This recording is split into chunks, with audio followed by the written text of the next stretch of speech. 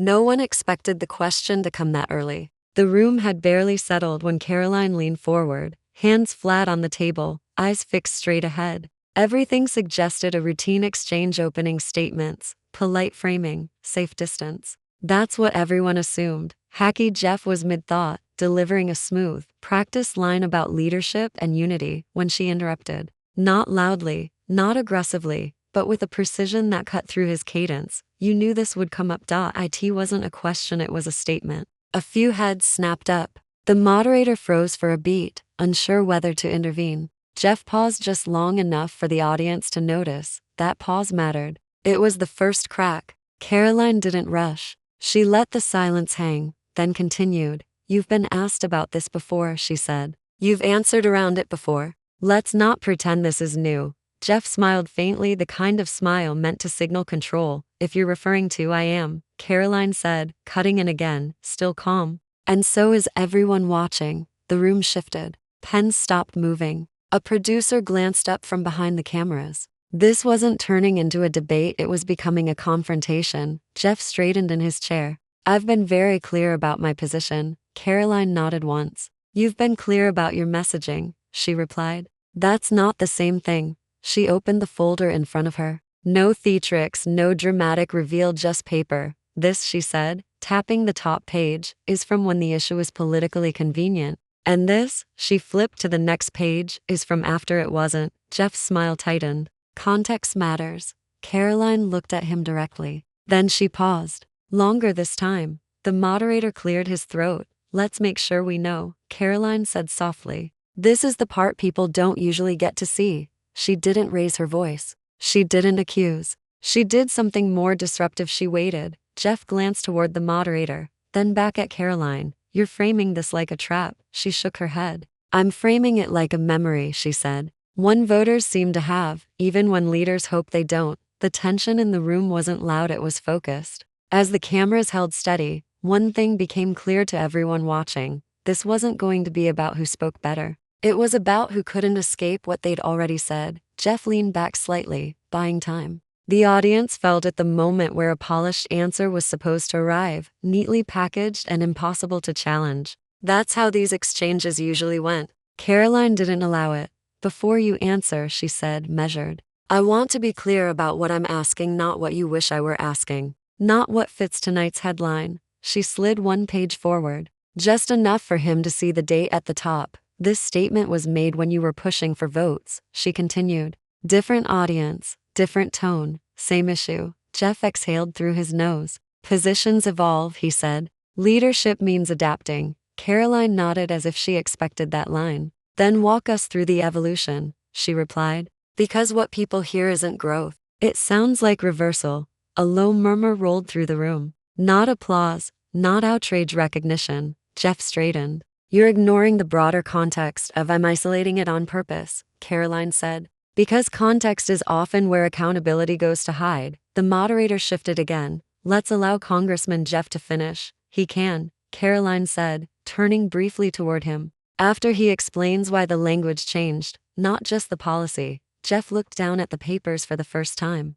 That movement alone said more than any answer. Cameras caught it instantly. You're suggesting bad faith. I'm suggesting memory, Karoline replied. And voters tend to have longer ones than politicians expect. She leaned back slightly, giving him space. It wasn't generosity, it was strategy. Jeff spoke again, slower this time. What I said then reflected the realities of that moment. And what you say now reflects the realities of this one. That's exactly the point, Karoline said. The tension thickened. This wasn't a clash of ideologies anymore, it was a comparison. Then versus now, word versus word. You knew this would come up, she repeated quietly. Because it always does. Jeff didn't respond immediately. In that silence, viewers weren't waiting for a clever comeback, they were waiting to see which version of him would answer. Finally, Jeff looked up from the pages, eyes steady, voice controlled. You're collapsing two different moments into one, he said. That's not how governance works. Karoline didn't argue the premise.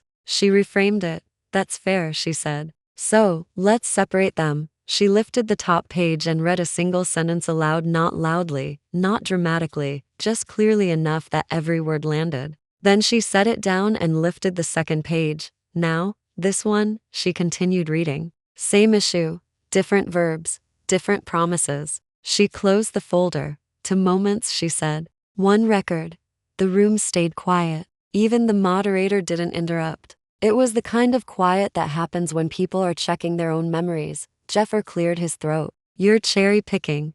Karoline nodded once. That's what people say when the quote still sounds right, but the position doesn't. A ripple of reaction moved through the audience, subtle, restrained. No cheers, no gasps, just the sense that something had shifted from debate to examination. Jeffer tried again. If you want to talk about records, we can talk about results. Good, Karoline replied. Because results are what make words matter. She didn't press forward. She paused. It forced him to fill the space. Well, Jeff said, the outcome reflects a broader coalition. Karoline raised a finger slightly, not to stop him, just to mark a point. Before outcomes, she said, intent. Because people don't vote on footnotes. They vote on what leaders say they'll do. Jeffrey's jaw tightened. He glanced briefly toward the moderator, then back. You're simplifying something complex. I'm translating, Karoline answered. Complexity is useful in policy. It's dangerous in trust. She leaned in just a fraction. So tell them,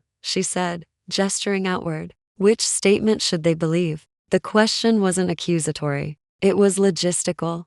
Jeffer hesitated. It wasn't long, but it was visible. For viewers at home, that hesitation felt familiar, the pause between a promise remembered and a promise revised. Karoline didn't break eye contact. This wasn't about cornering him anymore. It was about leaving him with only one place to stand. Jeff finally answered. But not the question she asked. What people should believe, he said, choosing his words carefully, is that governing requires adapting to reality. Circumstances change. Facts evolve. Karoline listened without interrupting. She let him finish the sentence, then the next one, then the explanation layered on top of it. When he stopped, she nodded slowly, almost respectfully. Then let's talk about reality, she said. She reached back into the folder, not to read this time, but to hold it up. This isn't a gotcha, she continued. It's a timeline. She placed the folder down between them, flat on the table, like evidence rather than ammunition. You said one thing when the cameras were on and voters were listening, she said.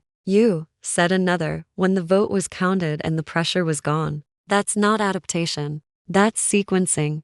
Jeff frowned. That's your interpretation. Karoline tilted her head, then corrected it. He didn't respond immediately. The pause stretched, calculated, not awkward. The audience shifted in their seats. The moderator glanced between them, but stayed silent, sensing that interruption would break something fragile. Jeffer finally spoke. What you're doing is turning governance into theater. Karoline smiled faintly. No, I'm turning theater back into governance. That line landed harder than either of them expected. Jeff straightened. You're implying bad faith. I'm implying accountability, she replied. Bad faith is when someone hears their own words and still pretends they're unfamiliar. She tapped the folder once. Not aggressively, precisely. You don't need to defend the system, she added. Just explain your part in it.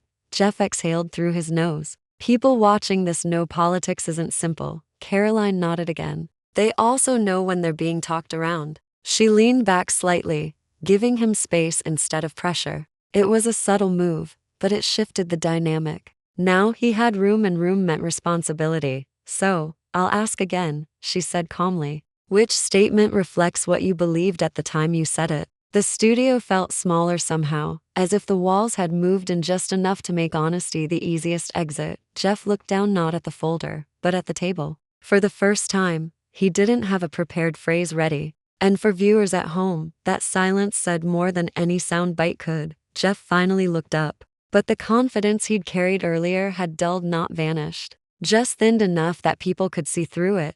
You're framing this like a contradiction, he said. What it really was a negotiation. Karoline didn't jump in. She let the word hang there. Negotiation, she repeated softly. With who? Jeff shifted in his chair. With reality, with colleagues, with the constraints of the process. Karoline nodded once, then reached forward and slid a single page out of the folder. Not toward him, but toward the camera. This, she said, is your statement to weeks before the vote. Not after negotiations, not during committee, before. She read one line aloud, then stopped. I won't read the rest, she added. People can look it up themselves. It was deliberate. She wasn't trying to overwhelm him with quotes anymore. She was giving the audience ownership. Jeff leaned back. You're asking for purity in a system that doesn't reward it. I'm asking for honesty in a system that depends on it, Karoline replied. She wasn't sharp. She didn't raise her voice. That made it harder to deflect.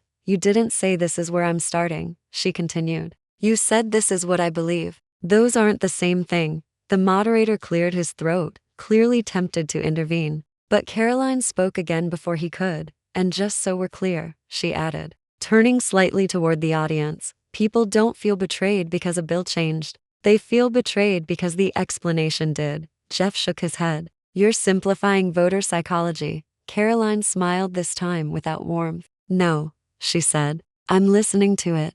The audience reacted. Not loudly, not dramatically. A few nods, a quiet murmur, the kind of response that happens when people recognize themselves in what's being said. Jeff tried to regain momentum. If we judged every official by early statements alone, nothing would get done. Karoline met his eyes. Then maybe fewer things should get done without telling people the truth. That landed. Jeff opened his mouth, then closed it again. The pause wasn't strategic this time, it was defensive. Karoline leaned back in her chair, folding her hands. I'm not here to trap you, she said. I'm here because people watching this were told one thing and lived another. She gestured toward him, direct, but not accusatory. And whether you call that adaptation or negotiation doesn't change the question they're asking now. Jeff looked at her carefully. And what question is that? Karoline didn't hesitate. Why should we believe you the next time? The studio didn't move. No music, no interruption, no clever exit, just a question that didn't need volume to feel heavy. For the first time, Jeff wasn't being challenged by her argument.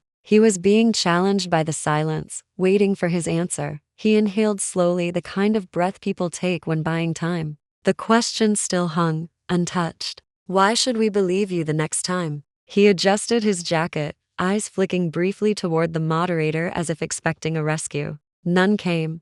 Because governing isn't theater, he said at last. It's compromise. Karoline didn't interrupt. Sometimes the most revealing moments happen when people are allowed to finish their thought. You make promises, Jeff went on. Then you learn what's actually possible. That's leadership. Karoline nodded, once acknowledging the argument, not accepting it. Leadership, she said calmly, also includes telling people when something you promised isn't going to happen. Jeff leaned forward. And that's exactly what you didn't. Karoline cut in gently but decisively. You reframed it. The word landed differently than accusation. It was clinical, precise. You didn't say this didn't survive negotiations, she continued. You said this was never realistic. A murmur rippled through the room. That's not an update, Karoline added. That's revision. Jeff frowned. You're parsing language. I'm respecting it, she replied. Language is how people decide whether they were misled. She reached back into the folder, but this time she didn't pull out another document.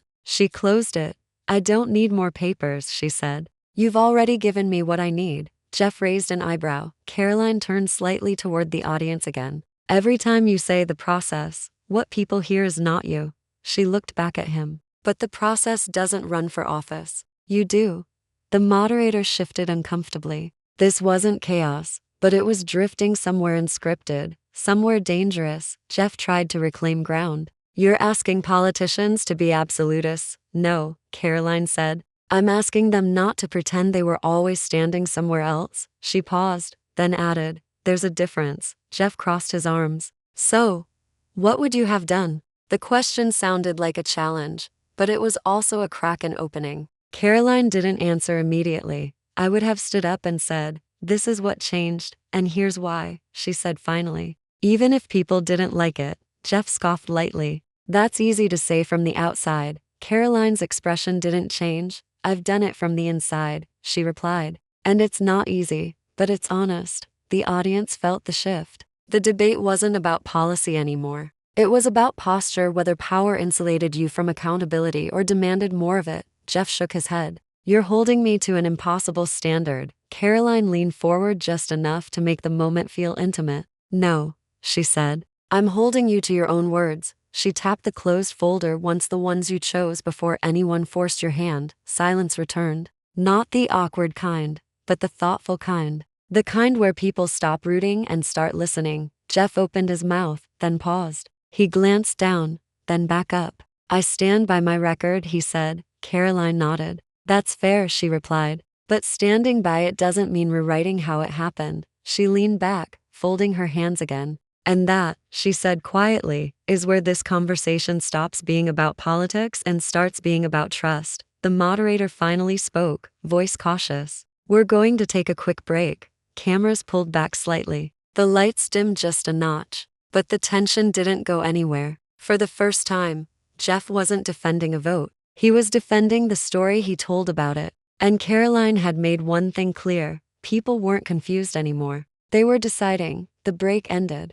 But whatever reset the producers hoped for never arrived. When the cameras came back on, Jeffer sat straighter, jaw set, expression carefully neutral, the practiced calm of someone who knew millions were watching again.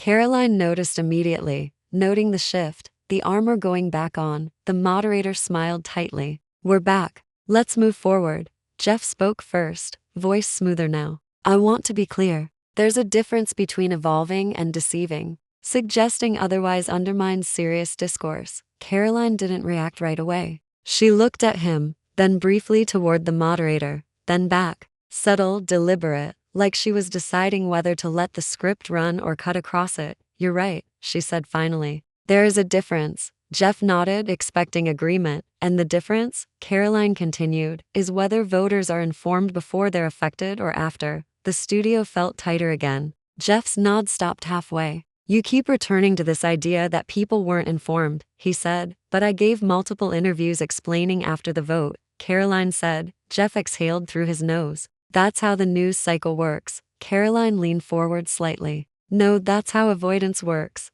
The moderator shifted in his seat. This wasn't a shouting match. It was worse, it was surgical. Jeffer tried to pivot. You're implying intent. I'm pointing to sequence, Karoline replied. Intent is something viewers can decide for themselves. She gestured toward the camera, voice steady. They heard. You say one thing. They watched something else happen. Then they were told they misunderstood. Jeff's eyes narrowed. You're oversimplifying. No, Karoline interrupted, firmer now. I'm summarizing. A quiet reaction rolled through the audience. Not applause. Recognition. Jeff adjusted his microphone. So, what is it you want? An apology? A confession? Karoline shook her head. I want clarity, she said. Because when leaders blur lines, trust erodes. And when trust erodes, everything else collapses. Jeff leaned back, crossing his arms again. You're treating governance like a moral test. Karoline met his gaze. For the people affected by the outcome, it is. That landed harder than anything she'd said so far. The moderator glanced at his notes, clearly searching for a lifeline. Let's talk about. Karoline raised a hand, not rudely, but decisively. One last thing, she said, because this matters. She turned fully toward Jeff. Now, when you say the process, you make it sound like a storm that rolled in on its own. But you voted. You advocated. You explained selectively. Jeffer opened his mouth, but she continued. And when people called that out, instead of saying, I understand why you're frustrated, you said, you don't understand how this works. She paused. That's not leadership. That's dismissal. The studio went still. Even the moderator stopped pretending to multitask. Jeffer stared at her, then looked down briefly. When he looked back up, the confidence hadn't returned. Only control.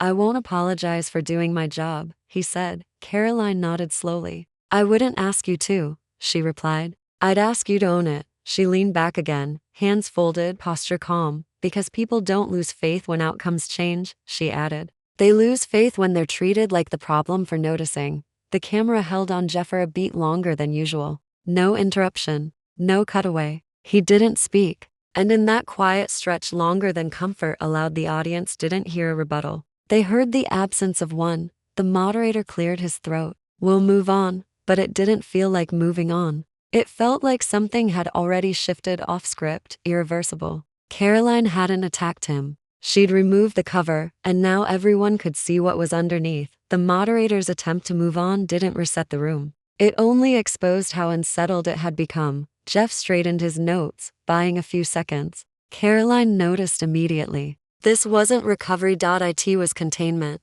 Damage control. Let's talk about impact, the moderator said quickly. policy outcomes, results. Jeff seized it. That's exactly my point. While we debate rhetoric, real people benefit from real legislation. Karoline didn't challenge the statement. Instead, she asked something quieter. Which people? Jeffer paused. The communities this bill was designed to help. Karoline tilted her head slightly. The same communities you told would never see this provision removed. A few audience members exchanged looks. Jeff's lips tightened. You're looping back again, he said. We've covered this. No, Karoline replied evenly. You've tried to close it. She leaned forward, voice controlled but firmer now. When politicians say focus on results, what they often mean is stop asking how we got here. Jeffer shook his head. That's cynical. Karoline met his gaze. It's observational. The room reacted not loudly, but visibly. The moderator glanced toward the producer's area. No signals came. Jeff tried another angle. You're framing disagreement as deception.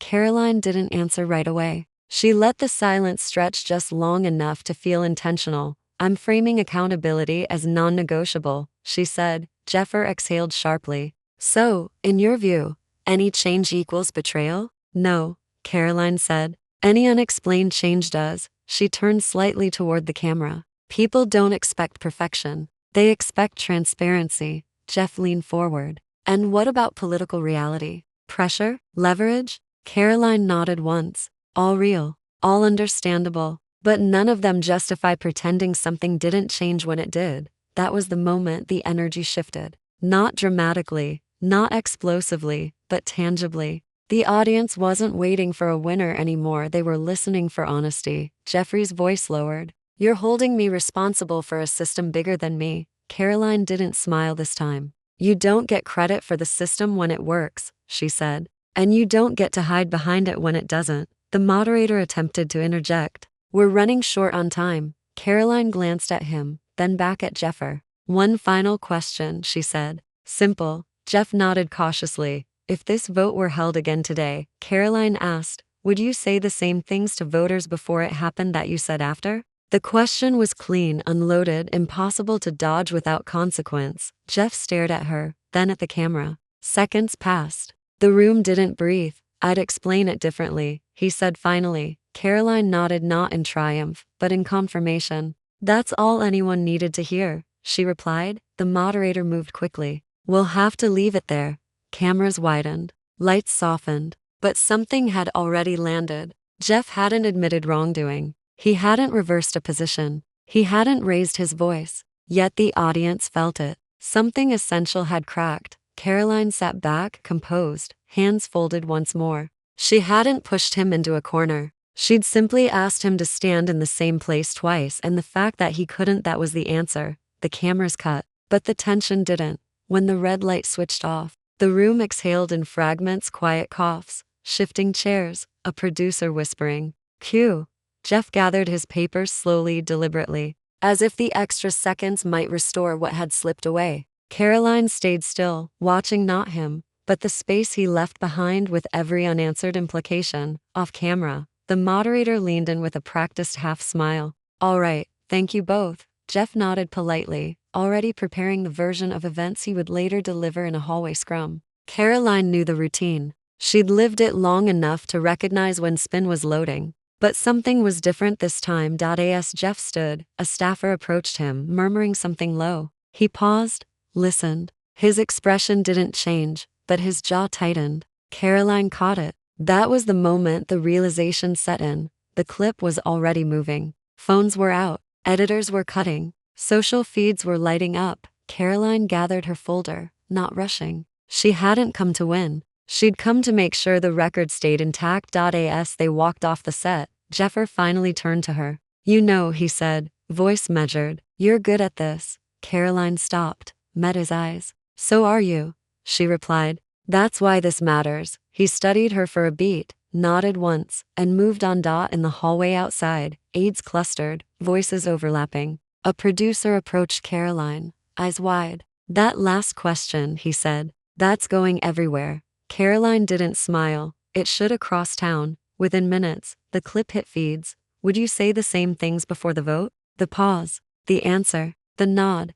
Commentary followed fast. Some defended Jeffer. Some criticized him, but almost all focused on the same thing the moment he hesitated. Because in politics, hesitation speaks louder than denial. Back in her car, Karoline watched the clip once, just once, then she closed her phone. She wasn't interested in looping it. The point wasn't the sound bite, it was the standard. She drafted a short message, sent it, and put the phone down. No victory lap, no commentary, just a clean exit. Later that evening, Jeffers sat in his office, city lights reflecting off the glass behind him. The clip replayed on mute on a screen nearby. He watched his own face freeze just before the answer. He hadn't lied, not exactly, but he hadn't told the whole truth either. And now the question he couldn't shake wasn't the one she'd asked on camera. It was the one he hadn't asked himself sooner. At what point does explanation become eraser? Karoline, meanwhile, reviewed notes for her next appearance.